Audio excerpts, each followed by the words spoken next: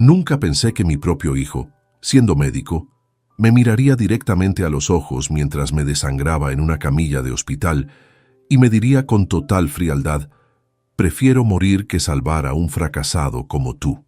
Esas fueron las palabras exactas que salieron de la boca de Adrián cuando los doctores le pidieron que donara sangre para salvarme la vida. Lo que él no sabía es que yo tenía una cámara oculta grabando cada segundo de su traición. Antes de continuar, suscríbete y activa la campanita, porque cada día publicamos nuevas historias. Deja tu like y cuéntanos en los comentarios desde qué ciudad y país nos ves.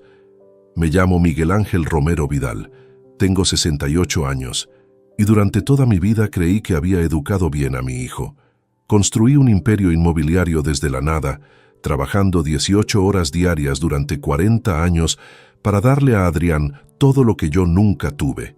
Le pagué los mejores colegios privados de Madrid, una carrera de medicina en la Universidad Complutense. Incluso le regalé su primer consultorio cuando se graduó. Pensaba que había criado a un hombre de honor, a un médico que entendía el valor de salvar vidas. Qué equivocado estaba. Todo comenzó el martes 23 de octubre de 2024, a las 3 de la madrugada.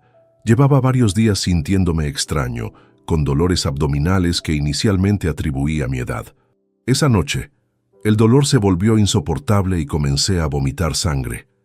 Mi vecino, Joaquín Ruiz Morales, me encontró desmayado en el pasillo de mi edificio en el barrio de Salamanca y llamó inmediatamente a la ambulancia. En el Hospital Universitario La Paz, el doctor Rubén Iglesias Mendoza me explicó la gravedad de mi situación. Tenía una hemorragia interna masiva causada por la ruptura de varices esofágicas, una complicación que nunca supe que tenía. Mi presión arterial había caído peligrosamente y necesitaba una transfusión inmediata de sangre tipo O negativo. El problema era que el banco de sangre del hospital tenía reservas limitadas de mi tipo sanguíneo y mi estado era crítico. «Señor Romero», me dijo el doctor Iglesias con voz grave, «necesitamos contactar urgentemente con familiares compatibles. Su tipo de sangre es poco común y cada minuto cuenta». La enfermera Paloma Serrano Gil ya había llamado a Adrián, quien llegó al hospital exactamente a las 5:15 de la mañana. Cuando vi entrar a mi hijo por la puerta de urgencias, sentí un alivio que nunca podré describir. Adrián tenía 42 años. Era cirujano cardiovascular en el Hospital Clínico San Carlos y sabía perfectamente bien que compartíamos el mismo tipo de sangre porque había donado para mí años atrás cuando tuve una operación menor. Pensé que mi pesadilla había terminado. El doctor Iglesias se acercó a Adrián y le explicó rápidamente la situación. «Doctor Romero, su padre necesita una transfusión urgente. Usted tiene el mismo tipo sanguíneo según nuestros registros. ¿Podría donarnos 400 mililitros? Es cuestión de vida o muerte». Lo que sucedió después cambió para siempre la imagen que tenía de mi hijo. Adrián me miró fijamente, con una expresión que jamás había visto en su rostro. No era preocupación, no era amor filial, era algo mucho más frío y calculador. Se quedó en silencio durante varios segundos que se me hicieron eternos. «¿Doctor Romero?», insistió el doctor Iglesias. «Necesitamos su respuesta inmediatamente». Adrián respiró profundo y pronunció las palabras que quedaron grabadas para siempre en mi corazón. «No voy a donar ni una sola gota de mi sangre para salvar a este fracasado. Prefiero morir que salvar a un fracasado como tú, papá». El silencio en la sala de urgencias fue sepulcral. La enfermera Paloma se quedó con la boca abierta. El doctor Iglesias no podía creer lo que acababa de escuchar. Yo sentí como si me hubieran clavado un puñal en el pecho. El dolor físico de la hemorragia no era nada comparado con el dolor emocional de escuchar esas palabras de mi propio hijo. «Pero doctor», balbuceó el doctor Iglesias, «es su padre, está muriendo». «Exactamente», respondió Adrián con una sonrisa cruel que nunca olvidaré. «Y mientras antes muera, mejor para todos, especialmente para mí». Después de que Adrián pronunciara esas palabras devastadoras, el doctor Iglesias tuvo que buscar urgentemente otras opciones para salvar mi vida. Afortunadamente, consiguieron localizar a un donante compatible en el hospital vecino y la transfusión se realizó exitosamente. pero el daño emocional ya estaba hecho. Mi propio hijo había preferido verme morir antes que mover un dedo para ayudarme. Durante los siguientes 5 días que permanecí hospitalizado, decidí fingir que mi estado era más grave de lo que realmente era. Los médicos habían estabilizado mi condición, pero yo simulaba confusión, debilidad extrema y dificultades para hablar coherentemente. Quería observar el comportamiento de mi familia cuando pensaran que estaba al borde de la muerte o, peor aún, perdiendo mis facultades mentales.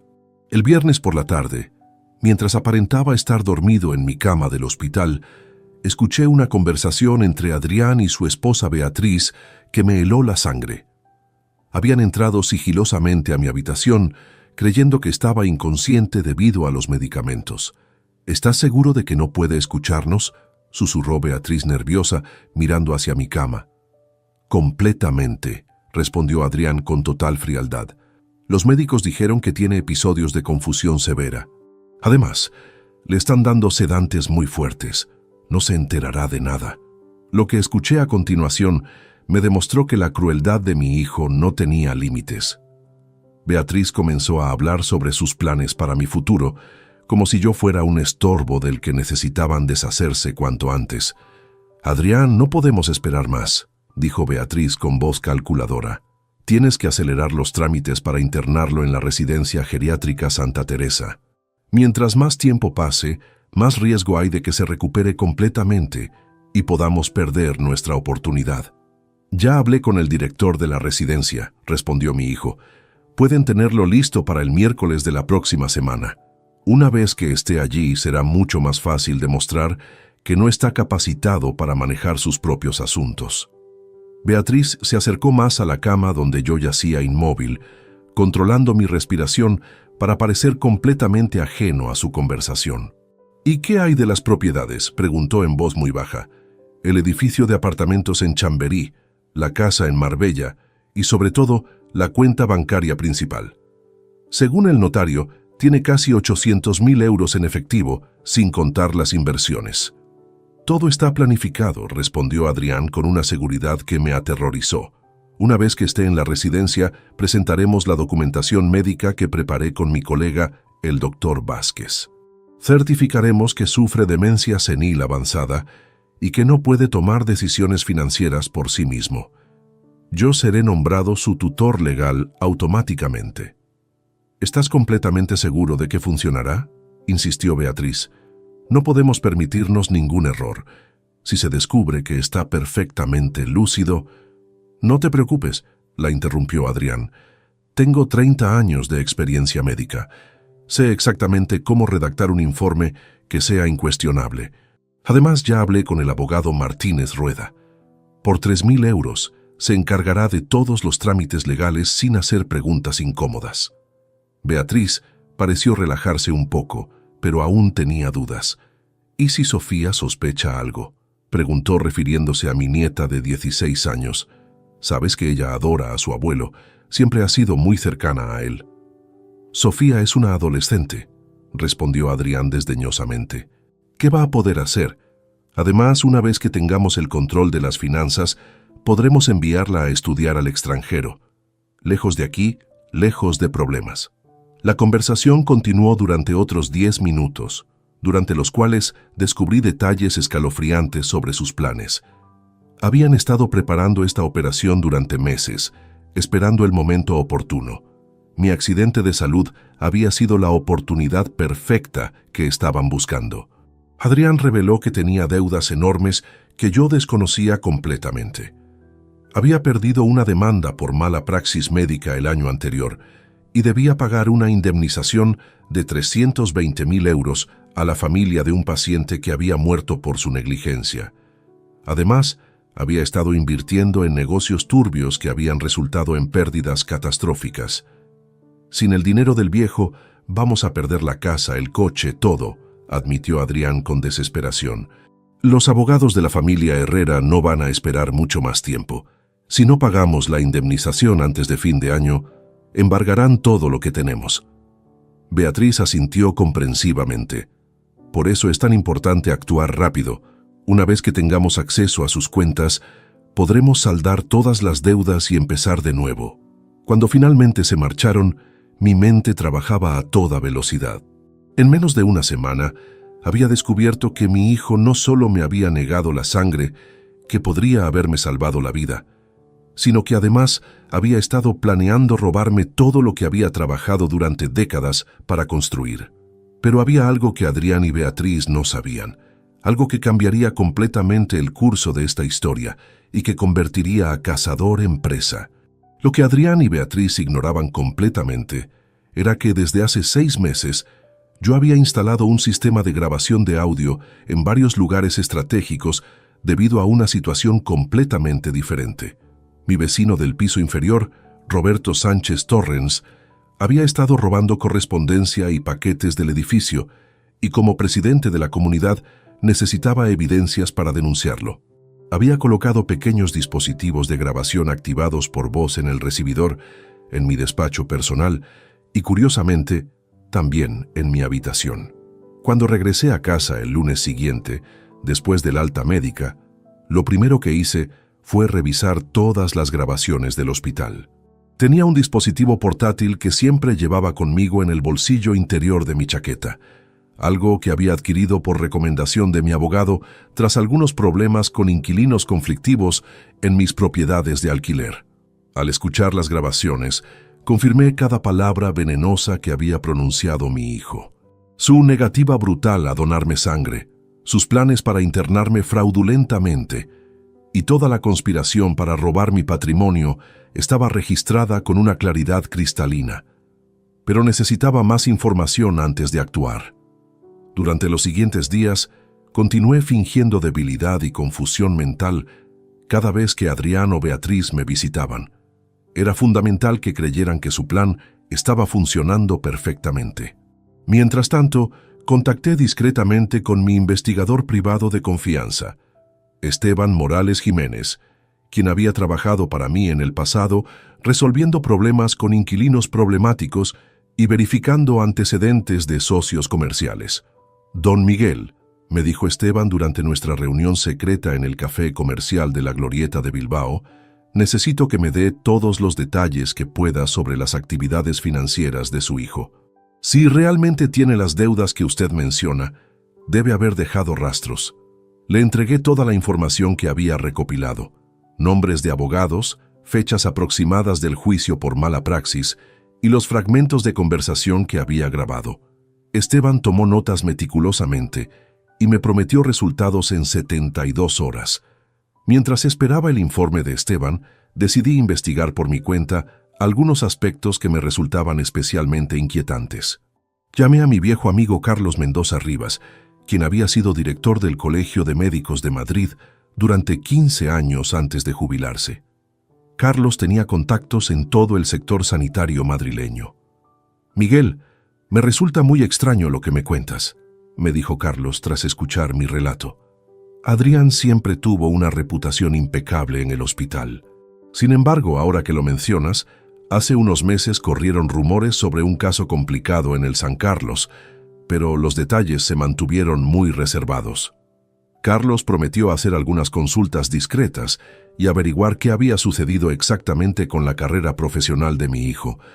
Mientras tanto, yo seguía representando mi papel de anciano confundido y vulnerable, algo que cada día me resultaba más difícil de soportar. El jueves por la tarde, Esteban me llamó con noticias que superaron mis peores expectativas. Habíamos quedado en encontrarnos en el Parque del Retiro, cerca del Palacio de Cristal, donde podríamos hablar sin riesgo de ser escuchados. «Don Miguel», comenzó Esteban con expresión grave, «la situación de su hijo es mucho peor de lo que usted imaginaba. He conseguido acceso a documentos judiciales que demuestran que Adrián fue demandado, no por un caso de mala praxis, sino por 3 casos diferentes entre enero y julio de este año». El informe de Esteban revelaba una realidad aterradora. Adrián había estado realizando cirugías innecesarias a pacientes ancianos, cobrando honorarios exorbitantes por procedimientos que no requerían. La familia Herrera, que habían mencionado en su conversación, no era la única afectada. Había al menos 6 familias más que habían presentado demandas civiles y criminales contra mi hijo. Según mis fuentes en los juzgados, continuó Esteban, las indemnizaciones totales que debe pagar ascienden a más de 500.000 euros. Pero hay algo aún peor. La Fiscalía está investigando posibles delitos de estafa agravada y lesiones graves. Podría enfrentar entre 5 y 8 años de prisión si se demuestran todos los cargos. La información era abrumadora, pero Esteban aún no había terminado. Había descubierto que Beatriz, lejos de ser una víctima inocente de las circunstancias, había sido cómplice activa en los esquemas fraudulentos de su marido. Como abogada especializada en derecho sanitario, había ayudado a redactar contratos engañosos y había asesorado a Adrián sobre cómo evitar responsabilidades legales. Su nuera tiene su propio bufete de abogados, pero está al borde de la bancarrota, explicó Esteban. Ha estado desviando dinero de las cuentas de clientes para cubrir los gastos legales de la defensa de Adrián. El Colegio de Abogados ya inició una investigación disciplinaria contra ella, pero la revelación más impactante estaba aún por llegar. Esteban había descubierto que Adrián y Beatriz habían estado falsificando mi firma en varios documentos durante los últimos meses. Habían intentado transferir la propiedad de mi apartamento de alquiler en el barrio de Malasaña, a nombre de una empresa fantasma controlada por ellos. Solo la intervención casual de su notario, don Fernando Aguirre Soto, impidió que la transferencia se completara, me explicó Esteban. Don Fernando sospechó cuando vio que la firma no coincidía exactamente con las muestras que tenía en archivo y decidió posponerlo hasta poder hablar personalmente con usted. Ahora entendía por qué Adrián y Beatriz estaban tan desesperados por demostrar mi incapacidad mental. No era solo para acceder a mi dinero, sino para legitimar todas las falsificaciones que ya habían cometido. Si conseguían que me declararan incompetente, podrían argumentar que cualquier irregularidad en los documentos se debía a mi estado mental deteriorado. Esa noche, solo en mi apartamento, revisé toda la información que había recopilado. Tenía grabaciones de sus conversaciones conspirativas, evidencias de sus deudas millonarias, pruebas de falsificación de documentos y testimonios de múltiples víctimas de los esquemas fraudulentos de Adrián. Era momento de pasar de la defensa al ataque. Con todas las evidencias que había recopilado, era momento de consultar con profesionales que pudieran ayudarme a utilizar esta información de manera legal y efectiva. El viernes por la mañana, solicité una cita urgente con mi abogado de confianza, don Gonzalo Ferrer Navarro, quien había manejado todos mis asuntos legales durante los últimos 20 años. Don Miguel, me dijo Gonzalo después de revisar meticulosamente todos los documentos que le presenté, esto es mucho más grave de lo que inicialmente pensé. No estamos hablando solo de un intento de estafa familiar, sino de una red organizada de delitos que afecta a múltiples víctimas. Gonzalo me explicó que las falsificaciones de mi firma constituían delitos de falsedad documental, que las conspiraciones para declararme incompetente representaban tentativa de estafa agravada y que los esquemas médicos fraudulentos de Adrián podían clasificarse como delitos contra la salud pública. Cada una de estas acusaciones conllevaba penas de prisión considerables. Sin embargo, continuó Gonzalo, debemos proceder con extrema cautela. Su hijo y su nuera son profesionales con contactos influyentes en el sistema judicial y médico. Necesitamos una estrategia que sea absolutamente irrefutable. Durante nuestra reunión de 3 horas, elaboramos un plan meticuloso que atacaría desde múltiples frentes simultáneamente. Primero, presentaríamos una denuncia formal ante la Fiscalía Provincial de Madrid por los delitos de falsificación documental. Segundo, enviaríamos todas las evidencias del fraude médico al Colegio de Médicos y a la Agencia Española de Medicamentos. Tercero, presentaríamos una querella civil para recuperar cualquier dinero que hubieran conseguido sustraer fraudulentamente. Pero hay algo más importante que todo esto, me advirtió Gonzalo. Necesitamos proteger inmediatamente todos sus activos financieros. Si Adrián y Beatriz sospechan que usted está investigándolos, podrían intentar acelerar sus planes o incluso destruir evidencias. Esa misma tarde, acompañado por Gonzalo, visité todas mis entidades bancarias para implementar medidas de seguridad adicionales. Cambié todas las contraseñas. Establecí que cualquier transacción superior a 1.000 euros requería mi presencia física con 2 formas de identificación y solicité que me notificaran inmediatamente sobre cualquier intento de acceso a mis cuentas por parte de terceros. En el Banco Santander de la sucursal de Serrano, donde mantenía mi cuenta principal, la directora, doña Carmen Iglesias Molina, me informó sobre algo que me dejó helado. «Señor Romero», me dijo Carmen con evidente preocupación, «hace 2 semanas recibimos una visita de su hijo acompañado por una abogada. Presentaron documentación médica que supuestamente certificaba que usted sufría deterioro cognitivo severo y solicitaron acceso a sus estados de cuenta bancarios». «¿Y qué hicieron ustedes?», pregunté conteniendo mi indignación. «Afortunadamente, nuestro protocolo exige que este tipo de solicitudes sean procesadas exclusivamente por el Departamento Legal Central, lo cual toma al menos 15 días hábiles», respondió Carmen. «Además, solicité hablar personalmente con usted antes de proceder con cualquier cambio en su cuenta. Pero su hijo insistió en que era imposible debido a su estado mental».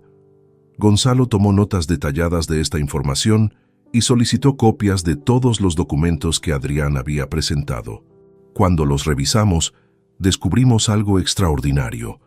Los certificados médicos estaban falsificados, pero no por Adrián directamente, sino por su colega, el doctor Teodoro Vázquez Ruiz, quien aparentemente había cobrado por crear documentación médica fraudulenta. «Esto amplía considerablemente el alcance de la conspiración», observó Gonzalo. «Ahora tenemos evidencias de que hay otros profesionales médicos involucrados en la falsificación de documentos oficiales». Durante los siguientes días, mientras continuaba fingiendo confusión mental ante mi familia, trabajé intensivamente con mi equipo legal para fortalecer nuestro caso. Esteban, mi investigador, había conseguido contactar discretamente con algunas de las víctimas de los fraudes médicos de Adrián, y sus testimonios eran devastadores. Una de las víctimas, doña Esperanza Cortés Morales, una anciana de 74 años, me contó su experiencia a través de una videoconferencia que Gonzalo organizó en su despacho. «Doctor Romero me convenció de que necesitaba una cirugía cardíaca urgente», explicó doña Esperanza con voz temblorosa. «Me dijo que sin la operación moriría en menos de 3 meses. Pagué 45.000 euros por una intervención que, según descubrimos después, era completamente innecesaria. Mi corazón estaba perfectamente sano. El caso de doña Esperanza era especialmente grave porque Adrián había falsificado los resultados de sus exámenes cardíacos para justificar la cirugía innecesaria.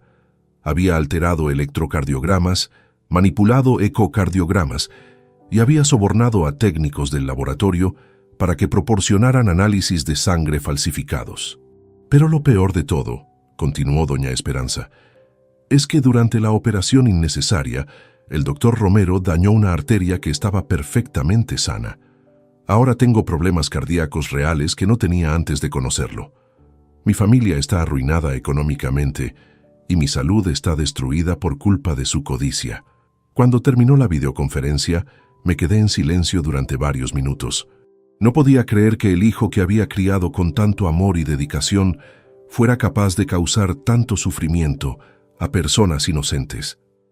Pero lo más perturbador era darme cuenta de que yo, inadvertidamente, había financiado toda su educación médica y había contribuido a crear este monstruo. Gonzalo me sacó de mis reflexiones con una propuesta que cambiaría completamente el curso de nuestra estrategia. «Don Miguel», me dijo con determinación, «creo que ha llegado el momento de tender una trampa a su hijo y a su nuera. Tenemos suficientes evidencias para proceder legalmente, pero si conseguimos que se incriminen aún más, podremos asegurar condenas mucho más severas y evitar que puedan manipular el sistema judicial con sus contactos». La trampa que Gonzalo propuso era brillante en su simplicidad y devastadora en sus implicaciones potenciales. El plan de Gonzalo era tan ingenioso como peligroso. La idea consistía en organizar una reunión familiar donde yo fingiría estar completamente perdido mentalmente, creando la oportunidad perfecta para que Adrián y Beatriz revelaran todos sus planes delante de testigos ocultos y equipos de grabación profesionales. Vamos a simular que usted quiere hacer modificaciones urgentes a su testamento, explicó Gonzalo durante nuestra planificación. Les diremos que está confundido sobre sus propiedades y que quiere repartir todo antes de morir. Esto los obligará a mostrar su verdadera naturaleza y a comprometerse aún más con declaraciones incriminatorias. Para ejecutar esta estrategia, necesitábamos la colaboración de mi notario, don Fernando Aguirre Soto, quien ya había demostrado su integridad al detener las transferencias fraudulentas anteriores. Fernando aceptó participar después de conocer todos los detalles de la conspiración contra mí. «Don Miguel», me aseguró Fernando, «como notario he visto muchos casos de abuso contra personas mayores, pero nunca algo tan elaborado y cruel como esto. Será un honor ayudarle a desenmascarar a estos delincuentes». El miércoles siguiente, llamé a Adrián desde mi teléfono fijo, asegurándome de sonar confundido y vulnerable. «Hijo mío», le dije con voz temblorosa artificialmente, «necesito verte urgentemente. Estoy muy preocupado por mis cosas, por el dinero, por todo. Creo que voy a morir pronto y no sé qué hacer con mis propiedades». Adrián respondió con una falsa preocupación que me resultó nauseabunda después de conocer sus verdaderas intenciones. «Papá, tranquilízate», me dijo con tono condescendiente. «Beatriz y yo iremos mañana por la tarde para hablar contigo. No te preocupes por nada, nosotros nos encargaremos de todo». «Pero es que no recuerdo bien dónde tengo los papeles importantes», continué mi actuación. «A veces me olvido de las cosas, hijo. ¿Crees que me está pasando algo grave en la cabeza?» «Es normal a tu edad, papá», respondió Adrián, y pude detectar una nota de satisfacción en su voz. «Por eso es importante que arregles todos tus asuntos mientras aún puedas. No te preocupes, mañana lo solucionamos todo». Esa noche, Gonzalo y su equipo instalaron discretamente equipos de grabación de audio y video en mi salón principal. Utilizaron cámaras diminutas, ocultas en marcos de cuadros, plantas decorativas, incluso en el reloj de pared que había heredado de mi padre. Los micrófonos eran tan pequeños que resultaban completamente invisibles, pero captaban conversaciones con calidad profesional. «Recuerde, don Miguel», me instruyó Gonzalo, «debe parecer confundido pero no completamente incoherente. Queremos que crean que puede tomar decisiones sobre su testamento, pero que está lo suficientemente deteriorado como para ser manipulado fácilmente». El jueves a las 4 de la tarde, Adrián y Beatriz llegaron puntualmente a mi apartamento. Yo los recibí en pijama y bata, con el cabello despeinado y actuando como si me costara reconocerlos completamente al principio. «¿Adrián? ¿Eres tú, hijo?», pregunté fingiendo confusión. «Ah, sí. ¿Y tú eres...? ¿Cómo te llamas?» «Ah, Beatriz, claro». «Perdonen, a veces se me olvidan las cosas». Beatriz intercambió una mirada significativa con Adrián. Era evidente que interpretaron mi comportamiento como confirmación de que mi deterioro mental había avanzado considerablemente desde nuestra última conversación. «Papá», dijo Adrián sentándose a mi lado en el sofá, «nos dijiste que querías hablar sobre tus propiedades y tu dinero. ¿Qué es lo que te preocupa exactamente?» «Es que no sé dónde tengo los papeles», respondí actuando nervioso. «Tengo mucho dinero en el banco, ¿verdad? Y también tengo casas. Pero no recuerdo bien cuántas ni dónde están. Tengo miedo de que cuando me muera, todo se pierda». Beatriz se inclinó hacia adelante con expresión aparentemente comprensiva, pero yo podía ver la codicia brillando en sus ojos. «Don Miguel», me dijo con voz melosa, «no se preocupe por eso. Adrián y yo podemos ayudarle a organizar todo. ¿Por qué no nos cuenta qué propiedades recuerda tener?» Durante la siguiente hora, fingí estar confundido sobre mis activos mientras ellos intentaban sonsacarme información detallada. Mencioné deliberadamente cifras incorrectas, fechas equivocadas y ubicaciones imprecisas de mis propiedades. Cada error que cometía parecía tranquilizarlos más, convenciéndolos de que realmente estaba perdiendo mis facultades mentales. «Papá», dijo Adrián finalmente, «creo que sería buena idea que firmaras algunos documentos para asegurar que todo esté en orden. Beatriz puede preparar los papeles necesarios para que no tengas que preocuparte más por estos temas». «¿Qué tipo de documentos?», pregunté fingiendo ingenuidad. «Bueno», respondió Beatriz cuidadosamente, «podríamos hacer un poder general para que Adrián pueda manejar tus cuentas bancarias y pagar tus facturas.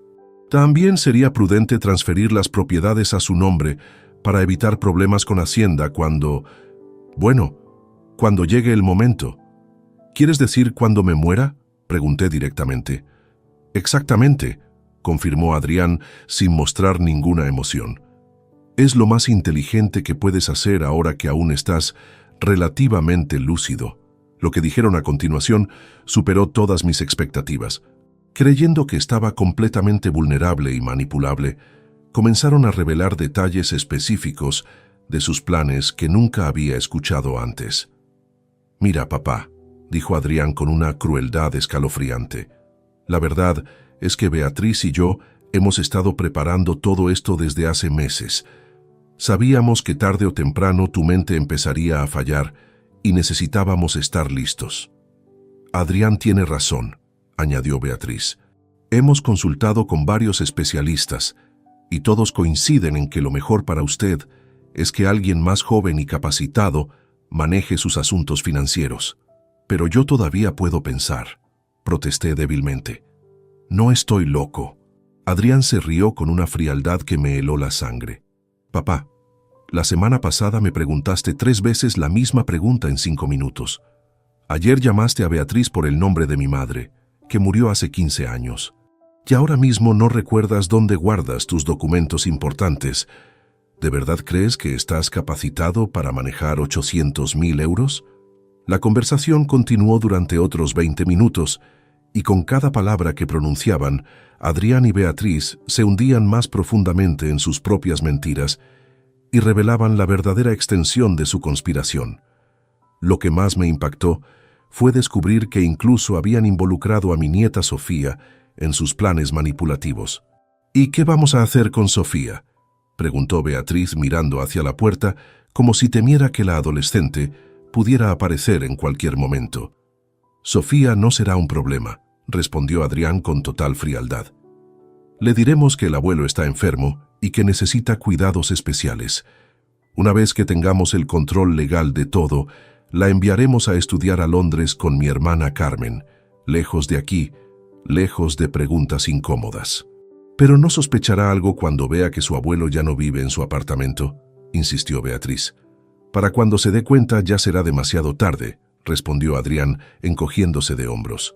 «Además, Sofía es una niña.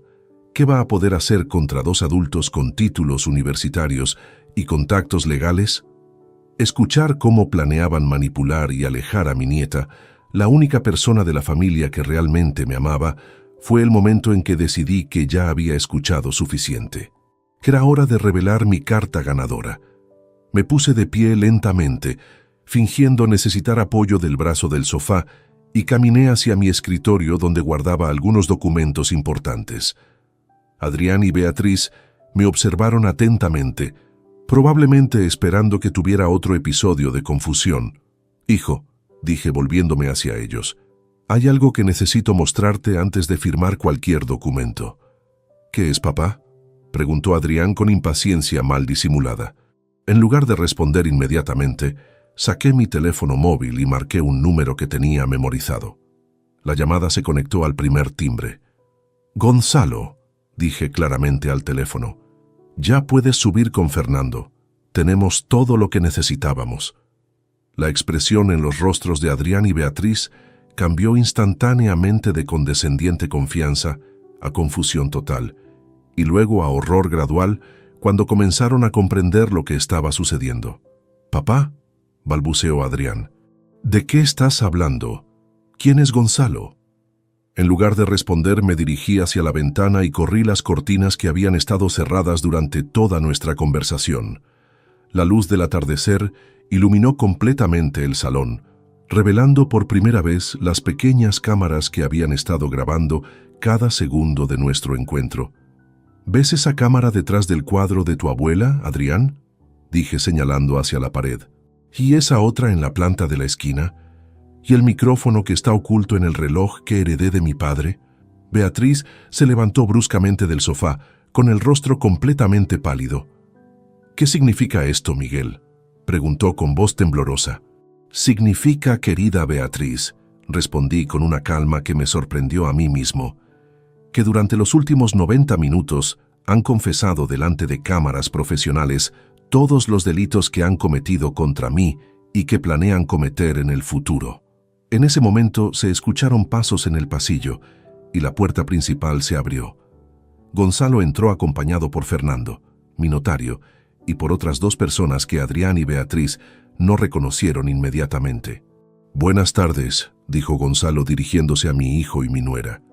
Soy Gonzalo Ferrer Navarro, abogado de don Miguel, y estos son el inspector Javier Ruiz Delgado de la Policía Nacional y la fiscal Carmen Jiménez Torres. El silencio que siguió a esta presentación fue ensordecedor. Adrián y Beatriz se quedaron completamente inmóviles, como estatuas de sal, mientras procesaban la magnitud de la trampa en la que habían caído. «Inspector», murmuró finalmente Adrián. «¿Fiscal? No entiendo qué está pasando aquí». El inspector Ruiz se acercó a ellos mostrando su identificación oficial.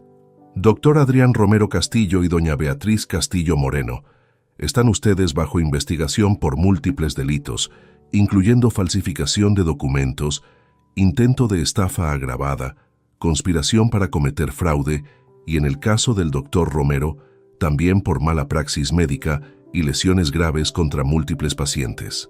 «Esto es ridículo», gritó Beatriz recuperando parcialmente la compostura. «No hemos hecho nada ilegal. Simplemente estábamos tratando de ayudar a un anciano que claramente está perdiendo sus facultades mentales». «¿De verdad?», intervino la fiscal Jiménez con una sonrisa fría.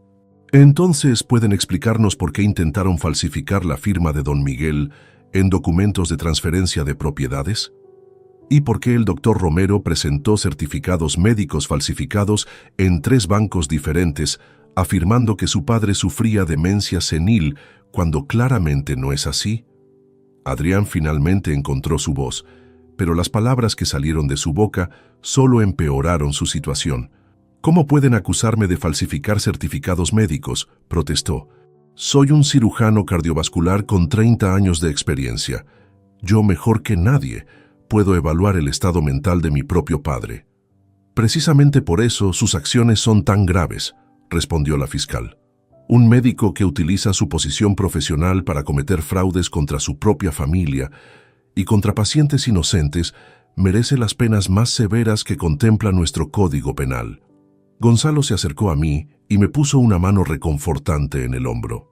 «Don Miguel», me dijo, «¿está listo para contarles a estas autoridades todo lo que ha descubierto sobre las actividades criminales de su hijo y su nuera?» Miré directamente a los ojos de Adrián, el hijo que había criado con tanto amor y dedicación, el hombre que me había negado su sangre cuando estaba muriendo y que había planeado robarme todo lo que había trabajado durante décadas para construir. «Inspector», dije con voz firme y clara, «tengo mucho que contarles». Durante las siguientes 2 horas, mi salón se convirtió en una sala de interrogatorio improvisada donde revelé meticulosamente toda la información que había recopilado durante semanas de investigación. El inspector Ruiz tomó declaraciones detalladas mientras la fiscal Jiménez revisaba cada documento, cada grabación y cada evidencia que habíamos preparado. «Comenzaré por el principio», les dije a las autoridades mientras Adrián y Beatriz permanecían sentados en completo silencio. «El 23 de octubre pasado, mi hijo me negó una transfusión de sangre que podría haberme salvado la vida, diciéndome textualmente: «Prefiero morir que salvar a un fracasado como tú». Todo esto quedó grabado en mi dispositivo personal. Gonzalo reprodujo la grabación del hospital en el equipo de audio que habíamos preparado. Escuchar nuevamente esas palabras crueles, pero esta vez delante de autoridades judiciales, me produjo una satisfacción que no había experimentado en meses. Pero eso fue solo el comienzo, continué. Posteriormente descubrí que mi hijo y mi nuera habían estado planeando declararme mentalmente incompetente para robar todo mi patrimonio y saldar las enormes deudas que Adrián había acumulado por demandas de mala praxis médica. La fiscal Jiménez interrumpió mi relato para dirigirse directamente a Adrián. «Doctor Romero», le dijo con tono severo, «nuestras investigaciones previas han confirmado que usted enfrenta al menos 6 demandas civiles por un total de 540.000 euros en indemnizaciones. ¿Es esto correcto?» Adrián intercambió una mirada desesperada con Beatriz antes de responder. «Fiscal, esas demandas son completamente infundadas», mintió descaradamente. «Son pacientes descontentos que buscan dinero fácil demandando a médicos exitosos. Mi seguro profesional se hará cargo de todo». «¿Su seguro profesional?», replicó la fiscal con una sonrisa sardónica. «Según nuestros registros, su póliza de seguro fue cancelada hace 8 meses por falta de pago de las primas. Además, tenemos testimonios de al menos 4 víctimas que confirman que usted les realizó procedimientos médicos completamente innecesarios». El inspector Ruiz sacó una carpeta voluminosa de su maletín y comenzó a leer nombres y fechas específicas. «Esperanza Cortés Morales, cirugía cardíaca innecesaria, 45.000 euros. Ricardo Navarro Sanz, operación de columna vertebral fraudulenta, 38.000 euros. Mercedes López Fernández, extirpación de vesícula biliar sana, 22.000 euros. ¿Continuó, doctor Romero?» Con cada nombre que mencionaba el inspector, Adrián palidecía más. Era evidente que no esperaba que las autoridades tuvieran información tan detallada sobre sus víctimas. «Pero hay más», continué yo. «Durante mi recuperación en el hospital, escuché una conversación entre Adrián y Beatriz donde planeaban internarme fraudulentamente en una residencia geriátrica y falsificar documentos médicos para declararme incompetente». Gonzalo reprodujo entonces las grabaciones que había obtenido en el hospital, donde se escuchaban claramente las voces de Adrián y Beatriz discutiendo sus planes criminales. La calidad del audio era perfecta y cada palabra era inconfundible. Cuando terminó la reproducción, Beatriz finalmente perdió la compostura que había mantenido hasta ese momento. «Esto es una trampa elaborada», gritó poniéndose de pie bruscamente. «Un anciano vengativo está inventando acusaciones falsas contra su propia familia. Miguel nunca tuvo cámaras en su casa. Todo esto es una farsa». La fiscal Jiménez la miró con una expresión que podría haber congelado lava ardiendo. «Señora Castillo», le dijo con voz helada, «¿está usted sugiriendo que don Miguel falsificó las grabaciones donde ustedes confiesan múltiples delitos? ¿Está insinuando que contrató actores para imitar sus voces con precisión perfecta? ¿O tal vez piensa que sobornó a múltiples víctimas de los fraudes médicos de su esposo para que mintieran ante las autoridades?» El inspector Ruiz se acercó entonces a Beatriz y le mostró otro conjunto de documentos. «Además, señora Castillo, tenemos evidencias de que usted, como abogada, participó activamente en la falsificación de certificados médicos y en los intentos de transferencia fraudulenta de propiedades. El Colegio de Abogados de Madrid ya ha iniciado un expediente disciplinario contra usted». «¿Qué certificados médicos?», preguntó Beatriz intentando parecer inocente, pero su voz temblorosa la traicionaba completamente. «Los certificados firmados por el doctor Teodoro Vázquez Ruiz, afirmando que don Miguel sufría demencia senil severa», respondió el inspector. «Certificados que usted presentó en 3 entidades bancarias diferentes, intentando conseguir acceso a las cuentas de su suegro». Gonzalo intervino entonces, con información que fue el golpe final para Beatriz. «Inspector», dijo mi abogado, «también hemos descubierto que la señora Castillo desvió dinero de las cuentas fiduciarias de sus propios clientes para pagar los gastos legales de la defensa de su esposo. Esto constituye apropiación indebida agravada». El color desapareció completamente del rostro de Beatriz. Era evidente que no sabía que habíamos descubierto también esa información. Adrián, viendo que la situación era completamente insostenible, intentó una última estrategia desesperada. «Papá», me dijo con voz suplicante. Todo esto es un malentendido terrible. Sí, es cierto que tengo problemas financieros, pero nunca quise hacerte daño realmente. Solo estaba desesperado. Si retiras todas las acusaciones, prometo devolverte cada euro que intenté tomar. Su súplica patética me produjo una mezcla de lástima y repugnancia. Este era el mismo hombre que me había negado su sangre cuando estaba muriendo, que había planeado robarme todo lo que poseía y que había causado sufrimiento indecible a pacientes inocentes. Adrián, le respondí con una calma que me sorprendió. Cuando me negaste tu sangre en el hospital, destruiste para siempre cualquier posibilidad de reconciliación entre nosotros. Un padre puede perdonar muchas cosas, pero jamás puede olvidar cuando su propio hijo prefiere verlo morir antes que ayudarlo. La fiscal Jiménez se dirigió entonces a ambos con tono oficial. Doctor Adrián Romero Castillo y señora Beatriz Castillo Moreno, quedan ustedes formalmente acusados de conspiración para cometer estafa agravada, falsificación de documentos oficiales, y en el caso del doctor Romero también de mala praxis médica, con resultado de lesiones graves. Tienen derecho a guardar silencio y a contactar con un abogado defensor. El inspector Ruiz se acercó a ellos con las esposas preparadas. Además, añadió, quedan detenidos preventivamente hasta que se celebre la audiencia de medidas cautelares, que tendrá lugar el próximo lunes. Mientras observaba cómo esposaban a mi hijo y a mi nuera, sentí una extraña mezcla de justicia cumplida y tristeza profunda. Había ganado esta batalla, pero había perdido para siempre a mi familia. Después de que las autoridades se llevaran a Adrián y Beatriz esposados, mi apartamento quedó sumido en un silencio extraño y pesado. Gonzalo, Fernando y yo nos quedamos solos, rodeados por los equipos de grabación que habían capturado la confesión más devastadora que jamás había presenciado. «Don Miguel», me dijo Gonzalo guardando los documentos en su maletín, «lo más difícil ya ha pasado. Ahora debemos prepararnos para las consecuencias legales que vendrán en los próximos días y semanas».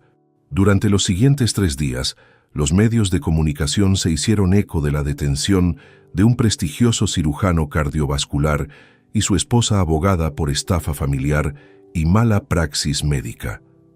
Los titulares de los periódicos eran demoledores. Médico niega transfusión a su padre moribundo. Cirujano estafa a pacientes ancianos con operaciones innecesarias. Abogada roba dinero de clientes para defender a esposo criminal. El sábado por la mañana recibí una llamada que me sorprendió completamente. Era mi nieta Sofía, quien había estado pasando el fin de semana en casa de su mejor amiga cuando arrestaron a sus padres. «Abuelo», me dijo con voz temblorosa, «acabo de enterarme de todo por las noticias. ¿Es verdad lo que dicen sobre papá y mamá?». La conversación con Sofía fue una de las más difíciles de mi vida. ¿Cómo explicarle a una adolescente de 16 años que sus padres eran criminales, que habían intentado robar a su propio abuelo? ¿Cómo contarle que su padre me había negado una transfusión de sangre que podría haberme salvado la vida? «Sofía, cariño», le dije eligiendo cuidadosamente mis palabras, «tu padre y tu madre cometieron errores muy graves, pero quiero que sepas que nada de esto es culpa tuya y que yo siempre te amaré sin importar lo que pase». «¿Puedo ir a verte, abuelo?», me preguntó con voz quebrada. «No tengo a nadie más ahora». «Por supuesto que sí, mi amor», le respondí inmediatamente. «Esta siempre será tu casa». Cuando Sofía llegó esa tarde, traía una maleta pequeña y los ojos hinchados de tanto llorar. La abracé durante varios minutos sin decir nada, sintiendo cómo su cuerpo pequeño temblaba contra el mío. «Abuelo», me susurró finalmente, «¿por qué papá te hizo esas cosas terribles? Siempre pensé que te quería». Esa pregunta me obligó a reflexionar profundamente sobre los errores que tal vez había cometido como padre. Había malcriado a Adrián, dándole todo sin enseñarle el valor del trabajo y el sacrificio. Había sido demasiado permisivo cuando mostró los primeros signos de egoísmo y falta de empatía. «Sofía», le dije finalmente, «a veces las personas cambian de maneras que no podemos entender ni predecir. Tu padre se dejó llevar por la codicia y perdió de vista lo que realmente importa en la vida». Durante esa semana, mientras Adrián y Beatriz permanecían en prisión preventiva, esperando la audiencia judicial, comenzaron a llegar las primeras consecuencias de sus acciones. El Hospital Clínico San Carlos suspendió inmediatamente la licencia médica de Adrián e inició una investigación interna sobre todos los procedimientos quirúrgicos que había realizado durante los últimos 2 años. El martes, el doctor Ricardo Mendoza Herrera, director médico del hospital, me llamó personalmente para disculparse por no haber detectado antes las irregularidades en el comportamiento profesional de mi hijo. «Señor Romero», me dijo el doctor Mendoza, «quiero expresarle nuestras más sinceras disculpas. Como institución médica, fallamos al no supervisar más estrictamente las actividades del doctor Adrián Romero. Estamos revisando todos sus casos y contactando con cada paciente que pudo haber sido afectado». Esa misma semana, el Colegio de Médicos de Madrid anunció oficialmente la expulsión de Adrián de la organización profesional, lo que significaba que nunca más podría ejercer la medicina en España. La decisión fue unánime y se basó no solo en los fraudes contra pacientes, sino también en la violación del juramento hipocrático al negar asistencia médica a su propio padre. Paralelamente, el Colegio de Abogados suspendió inmediatamente la licencia profesional de Beatriz y congeló todas las cuentas de su bufete de abogados después de confirmar que había desviado fondos de clientes para uso personal. El viernes de esa semana, Gonzalo me informó sobre las primeras decisiones judiciales relacionadas con el caso. «Don Miguel», me dijo durante nuestra reunión en su despacho, «la fiscal ha decidido solicitar penas de prisión de 6 a 8 años para Adrián por los delitos de estafa agravada, falsificación de documentos y mala praxis médica. Para Beatriz, está pidiendo entre 4 y 6 años por complicidad en estafa y apropiación indebida». «¿Y qué posibilidades tienen de evitar la prisión?», le pregunté. «Muy pocas», respondió Gonzalo categóricamente. «Las evidencias son abrumadoras. Tienen múltiples víctimas dispuestas a testificar y los delitos están perfectamente documentados en grabaciones de audio y video. Además, el caso ha tenido mucha repercusión mediática, lo que hace improbable que los jueces sean benevolentes». Durante esos días, también recibí llamadas de algunas de las víctimas de los fraudes médicos de Adrián. Doña Esperanza Cortés, la anciana que había sido sometida a una cirugía cardíaca innecesaria, me contactó para agradecerme por haber denunciado a mi hijo. «Señor Romero», me dijo con voz emocionada, «sé lo difícil que debe haber sido para usted denunciar a su propio hijo. Pero gracias a su valentía, mi familia y yo finalmente tendremos justicia. Su hijo me robó mis ahorros de toda la vida y casi me mata con una operación que no necesitaba». Estas conversaciones con las víctimas de Adrián me ayudaron a confirmar que había tomado la decisión correcta, por muy dolorosa que fuera personalmente. El domingo por la noche, mientras cenaba tranquilamente con Sofía en mi apartamento, sonó el teléfono. Era una llamada desde la prisión. Adrián había conseguido su derecho a una llamada telefónica y había decidido contactarme. «Papá», escuché su voz quebrada a través del auricular. «Por favor, necesito hablar contigo, por favor». Sofía me miró con ojos interrogantes, esperando ver cuál sería mi reacción. Después de varios segundos de silencio, tomé la decisión que marcaría definitivamente el futuro de nuestra relación. «Adrián», le dije con voz firme pero calmada, «tienes 5 minutos para decir lo que tengas que decir». «Papá», comenzó Adrián con una voz que jamás había escuchado antes, quebrada por el llanto y la desesperación. «Sé que no merezco tu perdón, pero necesito que sepas que nunca quise que las cosas llegaran tan lejos. Todo se salió de control». Sofía se acercó a mí y pude ver las lágrimas corriendo por sus mejillas mientras escuchaba a su padre suplicar desde la prisión. Le hice una seña para que se sentara a mi lado, porque esta conversación también la afectaría directamente.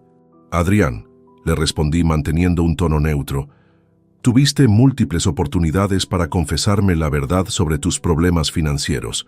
Podrías haber venido a mí como un hijo debe hacer con su padre cuando necesita ayuda. En lugar de eso, elegiste mentir, robar, y cuando más te necesité, me negaste algo tan básico como una transfusión de sangre. Lo sé, papá, lo sé, sollozó Adrián. Estaba desesperado. Las demandas, las deudas, la presión. Beatriz me convenció de que era la única manera de salvar nuestro futuro, pero nunca quise hacerte daño realmente. ¿Nunca quisiste hacerme daño?, repetí con una amargura que no pude contener. Adrián, me dijiste literalmente que preferías verme morir antes que salvarme la vida. ¿Cómo puedes decir ahora que no querías hacerme daño? El silencio al otro lado de la línea duró varios segundos. Cuando Adrián volvió a hablar, su voz sonaba aún más desesperada. Papá, estaba fuera de mí. La presión, los problemas, todo. Dije cosas que no sentía realmente. Por favor, tienes que creerme. Soy tu hijo, soy la sangre de tu sangre. Precisamente por eso duele tanto, le respondí. Porque eres mi hijo, porque te di todo lo que tenía, porque creí en ti cuando nadie más lo hacía. Y tú decidiste traicionarme de la manera más cruel posible. Sofía me tomó de la mano y susurró, abuelo, tal vez papá realmente está arrepentido. Adrián debió escuchar el comentario de su hija porque inmediatamente se dirigió a ella. ¿Sofía? ¿Estás ahí, mi amor?, preguntó con renovada esperanza en la voz. Sofía, dile a tu abuelo que todo esto ha sido un terrible malentendido. Dile que su papá no es el monstruo que creen que es. Adrián, lo interrumpí firmemente, no involucres a Sofía en esta conversación. Ella no tiene nada que ver con las decisiones que tomaste como adulto. Pero papá, insistió Adrián, Sofía es mi hija. Tiene derecho a saber que su padre cometió errores, pero que no es un criminal como están pintándome los medios. ¿No eres un criminal?, le pregunté con incredulidad. Adrián, operaste innecesariamente a pacientes ancianos, robaste sus ahorros de toda la vida, falsificaste documentos médicos, intentaste robar mi patrimonio y me negaste una transfusión que podría haberme salvado la vida. Si eso no te convierte en un criminal, entonces no sé qué podría hacerlo. La conversación fue interrumpida por una voz de fondo que le indicaba a Adrián que su tiempo de llamada estaba terminando. «Papá, por favor», gritó desesperadamente. «No puedo ir a prisión, no sobreviviré allí. Beatriz ya está hablando con su abogado sobre un posible acuerdo con la fiscalía. Si tú retiras las acusaciones, tal vez podamos llegar a un arreglo». «¿Un arreglo?», repetí con amargura. «Adrián, ¿realmente crees que después de todo lo que has hecho, después de todas las vidas que has arruinado, puedes simplemente arreglar las cosas?» «Puedo devolver el dinero», exclamó. «Puedo compensar a todos los pacientes. Puedo hacer trabajo comunitario, lo que sea necesario». «¿Con qué dinero vas a compensar a nadie?», le pregunté. «Según mis investigaciones, debes más de 500.000 euros en indemnizaciones. Tus cuentas están bloqueadas, tu licencia médica ha sido revocada permanentemente y tu esposa también perdió su licencia profesional. ¿De dónde exactamente piensas sacar dinero para compensar a alguien?». El silencio que siguió a mi pregunta fue revelador. Era evidente que Adrián no había pensado realmente en las consecuencias prácticas de sus acciones. «Papá», susurró finalmente, «si no me ayudas, voy a perder todo, mi carrera, mi libertad, mi familia. Todo por lo que he trabajado durante 40 años se va a destruir». «Adrián», le respondí con una calma que me sorprendió, «ya perdiste todo eso el momento que decidiste anteponer tu codicia a tu honor. Yo no destruí tu carrera, tú la destruiste operando innecesariamente a pacientes inocentes. Yo no arruiné tu matrimonio, lo arruinaste involucrando a Beatriz en tus esquemas criminales. Y definitivamente yo no acabé con nuestra relación padre-hijo. La terminaste cuando me negaste tu sangre mientras me desangraba en una camilla de hospital». La voz de fondo volvió a interrumpir, indicando que la llamada debía terminar inmediatamente. «Papá, por favor», gritó Adrián una última vez, «no me abandones, soy tu único hijo». «Adrián», le dije con una finalidad que sorprendió incluso a Sofía. «Tuve un hijo que se llamaba Adrián Romero Castillo. Era médico, Estaba casado con una abogada y tenía una hija hermosa llamada Sofía. Pero ese hijo murió para mí el día que me miró a los ojos y me dijo que prefería verme morir antes que ayudarme. El hombre que está hablando conmigo desde la prisión es un extraño que comparte su nombre y su rostro, pero no es mi hijo. Colgué el teléfono antes de que pudiera responder. Sofía me miró con una mezcla de asombro y tristeza.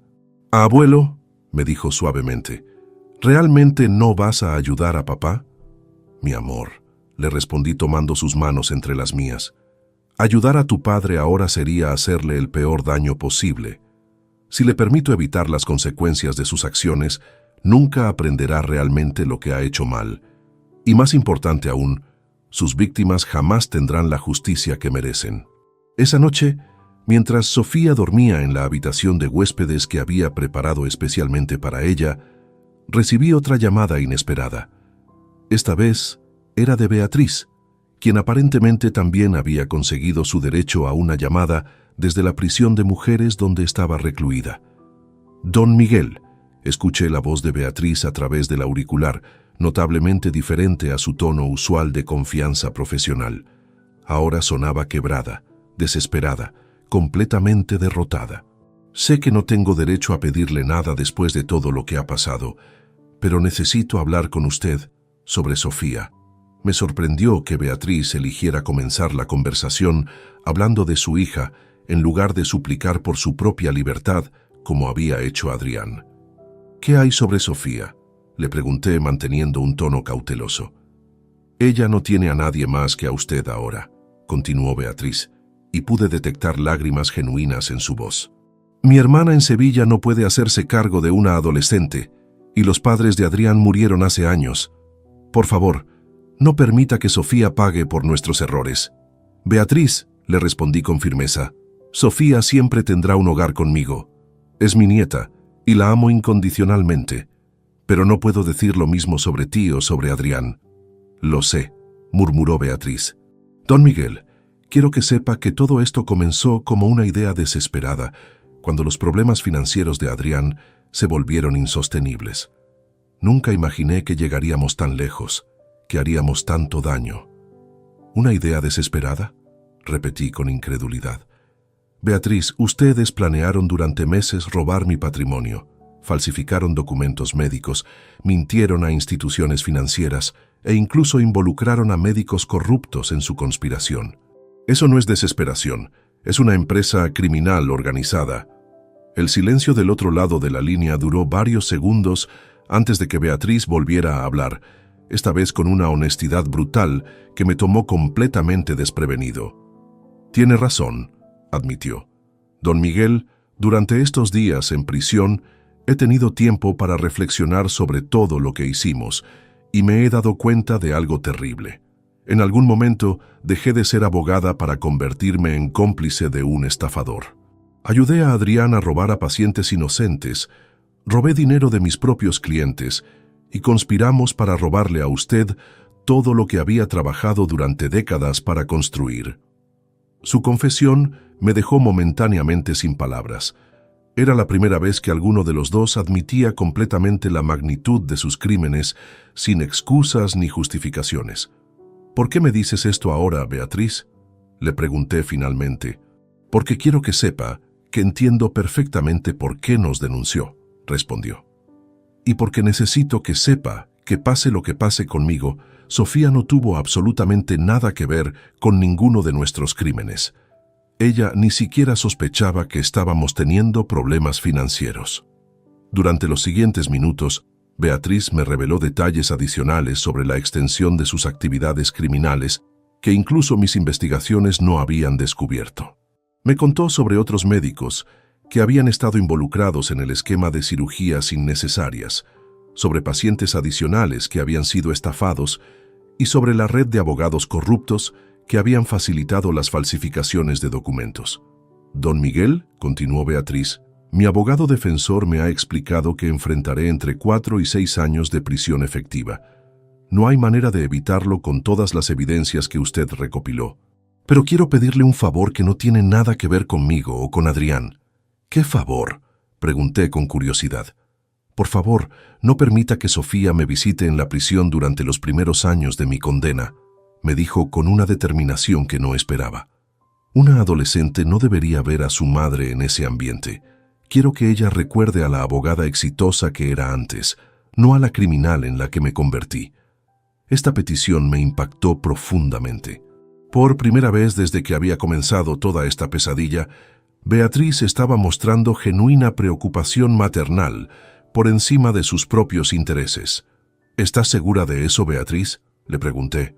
Sofía podría necesitar hablar contigo, especialmente durante los primeros meses mientras se adapta a esta nueva realidad. Estoy completamente segura, respondió con convicción. Don Miguel, Sofía es una joven brillante con un futuro prometedor. No puede permitir que los errores de sus padres definan el resto de su vida. Ella necesita estabilidad, educación y, sobre todo, necesita ejemplo de personas honorables como usted. La conversación fue interrumpida por el aviso de que el tiempo de llamada estaba terminando, pero Beatriz tenía algo más que decir. Don Miguel, dijo rápidamente, hay algo más que debes saber. Adrián está considerando declararse culpable de todos los cargos a cambio de una sentencia reducida. Su abogado le ha dicho que con una confesión completa y cooperación con las autoridades, podría salir en 3 o 4 años en lugar de 8. ¿Y tú qué vas a hacer?, le pregunté. Voy a seguir el consejo de mi abogado y también declararme culpable, respondió. No tiene sentido prolongar este proceso con un juicio largo que solo causaría más dolor a Sofía y más sufrimiento a las víctimas de nuestros crímenes. Después de colgar, me quedé sentado en silencio durante varios minutos, reflexionando sobre las 2 conversaciones que había tenido esa noche. Adrián había llamado buscando compasión y tratando de evitar las consecuencias de sus acciones. Beatriz había llamado para asumir responsabilidad completa y para proteger el bienestar de su hija. Al día siguiente, Gonzalo me visitó con noticias sobre los desarrollos legales más recientes. Don Miguel me informó, tanto Adrián como Beatriz han decidido declararse culpables de todos los cargos. La audiencia de sentencia está programada para dentro de 2 semanas. ¿Qué significa esto en términos prácticos?, le pregunté. Significa que Adrián recibirá probablemente una sentencia de 4 años de prisión efectiva, y Beatriz recibirá 3 años, explicó Gonzalo. Además, ambos tendrán que pagar las indemnizaciones completas a todas sus víctimas, lo cual los dejará en bancarrota total por el resto de sus vidas. Esa misma semana, el Colegio de Médicos publicó un comunicado oficial expulsando permanentemente a Adrián de la profesión médica y recomendando que su caso fuera estudiado en las universidades de medicina como ejemplo de violación extrema de la ética médica. El viernes por la tarde, mientras ayudaba a Sofía con sus tareas escolares, reflexioné sobre cómo una familia que parecía perfecta desde el exterior había colapsado completamente en cuestión de semanas. Pero también me di cuenta de que, en cierto sentido, había ganado algo invaluable: una relación más cercana y honesta con mi nieta, y la confirmación de que había criado los valores correctos, aunque mi hijo hubiera decidido abandonarlos. Abuelo, me dijo Sofía mientras cerraba sus libros, ¿crees que algún día podré perdonar a mis padres por todo lo que hicieron? Mi amor, le respondí abrazándola, el perdón no es algo que debes sentir obligada a dar. Es algo que llegará naturalmente cuando estés preparada, si es que algún día lo estás. Mientras tanto, concentrémonos en construir tu futuro. 3 años han pasado desde aquel día terrible en el hospital, cuando mi hijo me negó la transfusión que podría haberme salvado la vida. Mientras escribo estas palabras en mi escritorio, contemplando el Madrid otoñal a través de mi ventana, puedo afirmar que la decisión más dolorosa de mi vida resultó ser también la más correcta. Adrián cumplió exactamente 4 años en la prisión de Soto del Real. Salió el pasado marzo, convertido en una persona completamente diferente, demacrado, envejecido prematuramente y despojado de toda la arrogancia que había caracterizado su personalidad durante décadas. La cárcel había quebrado no solo su cuerpo, sino también el ego inflado que lo había llevado a cometer tantos crímenes. Durante su tiempo en prisión, nunca volví a visitarlo. Mantuve mi palabra de considerarlo un extraño que simplemente compartía el apellido de mi difunto hijo. Sin embargo, a través de Gonzalo, mi abogado, me mantuve informado sobre su situación. Adrián trabajó en la biblioteca de la prisión, completó varios programas de rehabilitación y, según los informes penitenciarios, demostró arrepentimiento genuino por sus acciones. Beatriz salió de prisión 6 meses antes que Adrián, después de cumplir 2 años y medio de su condena. A diferencia de su esposo, ella mantuvo la promesa que me había hecho durante aquella llamada telefónica desde la cárcel. Nunca intentó contactar con Sofía durante su reclusión, protegiendo así a su hija del trauma de verla en ese ambiente degradante. Cuando Adrián recuperó su libertad, intentó reconstruir su vida desde cero de la manera más humilde posible. Sin licencia médica, sin patrimonio y con un historial criminal que lo perseguirá para siempre, consiguió trabajo como dependiente en una farmacia del barrio de Vallecas. El dueño, don Eugenio Ramos Cortés, un hombre mayor que conocía su historia, decidió darle una oportunidad después de que Adrián le confesara honestamente toda la verdad sobre su pasado. Don Miguel, me contó Gonzalo durante una de nuestras reuniones regulares, su hijo está viviendo en un apartamento de una habitación cerca de su trabajo, gana el salario mínimo, va caminando al trabajo para ahorrarse el transporte público y, según mis fuentes, no ha intentado contactar con ninguno de sus antiguos colegas médicos. La transformación de Adrián era completa. De cirujano cardiovascular prestigioso a empleado de farmacia, de vivir en un chalet en La Moraleja a habitar un estudio diminuto en uno de los barrios más humildes de Madrid, de manejar cientos de miles de euros a sobrevivir con menos de 1.000 euros mensuales. Beatriz siguió un camino similar, aunque ligeramente diferente. Perdió definitivamente su licencia para ejercer como abogada, pero consiguió trabajo como asistente administrativa en una clínica veterinaria. Vive sola en un apartamento alquilado en Getafe y, según la información que he podido obtener, mantiene un perfil extremadamente bajo, evitando cualquier contacto con sus antiguos círculos profesionales. Lo que más me ha sorprendido es que Adrián y Beatriz se divorciaron durante su tiempo en prisión. Aparentemente, la presión de enfrentar las consecuencias de sus crímenes destruyó completamente su matrimonio. Ahora viven vidas separadas, unidos únicamente por el dolor de haber perdido la custodia de su hija y el arrepentimiento por las decisiones que tomaron. Sofía, ahora de 19 años, se ha convertido en una joven extraordinaria. Terminó el bachillerato con calificaciones excelentes y actualmente estudia medicina en la Universidad Complutense, la misma institución donde su padre se graduó décadas atrás. Pero a diferencia de Adrián, Sofía ha elegido especializarse en medicina comunitaria, con el objetivo de trabajar en zonas desfavorecidas, ayudando a personas que no pueden permitirse atención médica privada. «Abuelo», me dijo hace pocas semanas durante una de nuestras cenas familiares semanales, «quiero ser el tipo de médica que mi padre debería haber sido, pero nunca fue. Quiero dedicar mi carrera a sanar, no a enriquecerme». La ironía de la situación no se me escapa. El hijo que me traicionó de la manera más cruel posible me ha dado indirectamente la nieta más maravillosa que podría haber esperado. Sofía ha heredado la inteligencia de su padre, pero también ha desarrollado la compasión y la integridad que él perdió en algún punto de su camino. Durante estos 3 años, he mantenido contacto regular con varias de las víctimas de los fraudes médicos de Adrián. Doña Esperanza Cortés, la anciana que fue sometida a la cirugía cardíaca innecesaria, se recuperó completamente de las complicaciones causadas por la operación fraudulenta.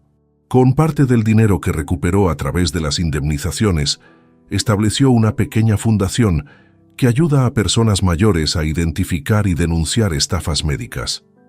«Don Miguel», me dijo doña Esperanza durante nuestra última conversación telefónica, «lo que su hijo me hizo fue terrible, pero su valentía al denunciarlo salvó a muchas otras personas de sufrir el mismo destino. Por eso, siempre le estaré agradecida». El Hospital Clínico San Carlos implementó nuevos protocolos de supervisión médica, como resultado directo del escándalo causado por Adrián. Ahora todos los procedimientos quirúrgicos no urgentes requieren una segunda opinión obligatoria, y existe un sistema de monitoreo que rastrea los patrones de comportamiento de los médicos para detectar posibles irregularidades. En cuanto a mi salud, me he recuperado completamente de la hemorragia que casi me cuesta la vida hace 3 años. Irónicamente, el estrés emocional de descubrir la traición de mi hijo y el proceso de llevarlo ante la justicia me dieron una nueva energía y propósito en la vida.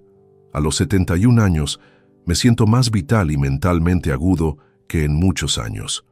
He decidido utilizar mi experiencia para ayudar a otras personas mayores que podrían estar siendo víctimas de abuso familiar o financiero. Trabajo como voluntario con una organización que se especializa en detectar y prevenir este tipo de crímenes, compartiendo mi historia como ejemplo de que es posible defenderse y obtener justicia sin importar la edad o las circunstancias. Hace 2 meses, Adrián finalmente intentó contactarme a través de una carta que envió a través de Gonzalo. En ella, pedía perdón una vez más y expresaba su deseo de volver a formar parte de mi vida, aunque fuera de manera muy limitada. La carta estaba escrita a mano, con una caligrafía temblorosa que reflejaba su estado emocional, y cada párrafo transmitía un arrepentimiento que parecía genuino. Después de leer la carta varias veces y consultarlo con Sofía, tomé la decisión de responder. Le escribí una carta breve, donde le expliqué que aunque podía entender su arrepentimiento, las heridas que había causado eran demasiado profundas para sanar completamente. Le deseé buena suerte en su nueva vida, pero le dejé claro que nuestra relación padre-hijo había terminado definitivamente el día que me negó su sangre en el hospital. La persona que escribió esta carta puede ser un buen hombre ahora, le expliqué a Sofía después de enviar mi respuesta. Pero ya no es mi hijo. Mi hijo murió el día que decidió que su egoísmo era más importante que la vida de su padre. Mientras termino de escribir esta historia, reflexiono sobre las lecciones que he aprendido durante estos años extraordinarios. He descubierto que la justicia, aunque dolorosa de obtener, es esencial para sanar las heridas más profundas. He comprobado que la edad no es un obstáculo para defenderse de quienes intentan aprovecharse de nosotros. Y más importante aún, he confirmado que los lazos familiares genuinos se basan en el amor y el respeto mutuo, no simplemente en la sangre compartida. Mi nieta Sofía representa todo lo mejor de lo que puede ser una familia: amor incondicional, apoyo mutuo y valores compartidos que trascienden las dificultades. Ella es mi verdadera heredera, no solo de mi patrimonio material, sino de los principios y la dignidad que he tratado de mantener durante toda mi vida. La historia de mi hijo Adrián sirve como advertencia para todos aquellos que creen que pueden traicionar la confianza familiar sin consecuencias. Pero también es una historia de esperanza, porque demuestra que nunca es demasiado tarde para defender lo que es correcto, sin importar cuán doloroso pueda ser el proceso. Si esta historia te ha gustado, apóyanos con un like, suscríbete al canal y déjanos tus opiniones en los comentarios. Para escuchar la siguiente historia, haz clic en la caja que aparece a la izquierda. Gracias por acompañarnos.